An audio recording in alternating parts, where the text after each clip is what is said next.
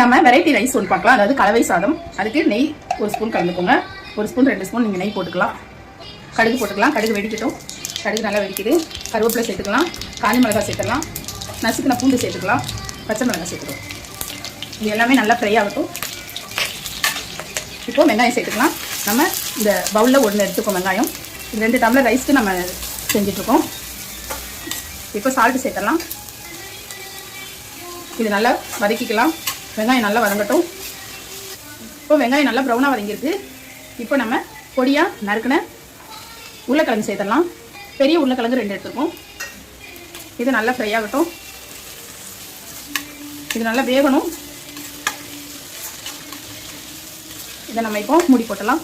இப்போ நம்ம வெந்தோடனே பார்க்கலாம். இப்போ 1 கைப்பிடி அளவு உடச்சக்கடலை, 1 கைப்பிடி அளவு வேர்க்கடலை நம்ம இதை பொடி பண்ணி வச்சுக்கலாம். இப்போ உருளைக்கிழங்கு நல்லா வெந்துருச்சு. இப்போ நம்ம இந்த சாதத்துக்கு ஏற்ற மாதிரி தேவையான சாம்பார் பொடி சேர்த்துக்கலாம். நல்லா இப்போ நம்ம கலந்து விட்டுலாம்.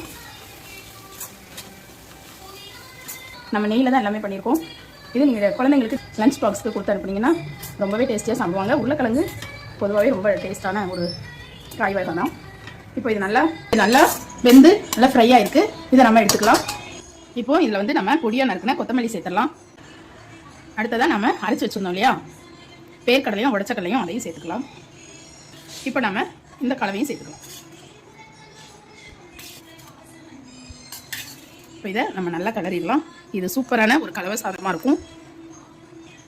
இதை நீங்கள் நல்லா கிளறி விட்டுடலாம். ஃபுல்லாக கிளறி இந்த கலவை சாதம் ரொம்பவே டேஸ்டியாக சத்தான ஒரு சாதமாக இருக்கும். இதே மாதிரி செஞ்சு கொடுங்க. இந்த நம்ம போட்டோம் இல்லையா பொடி, உடச்சக்கல்லையும் பேர்க்கடலையும், அந்த பொடியோட மனம் ரொம்ப சூப்பராக இருக்குது. இங்கே இது நெய் தான் நம்ம எல்லாமே பண்ணோம். இது நீங்கள் கலரும் போது கூட கொஞ்சம் நெய் விட்டுக்கலாம். சூப்பரான கலவை சாதம் ரெடி ஆகிடுச்சு. இதே மாதிரி செஞ்சு பாருங்கள்.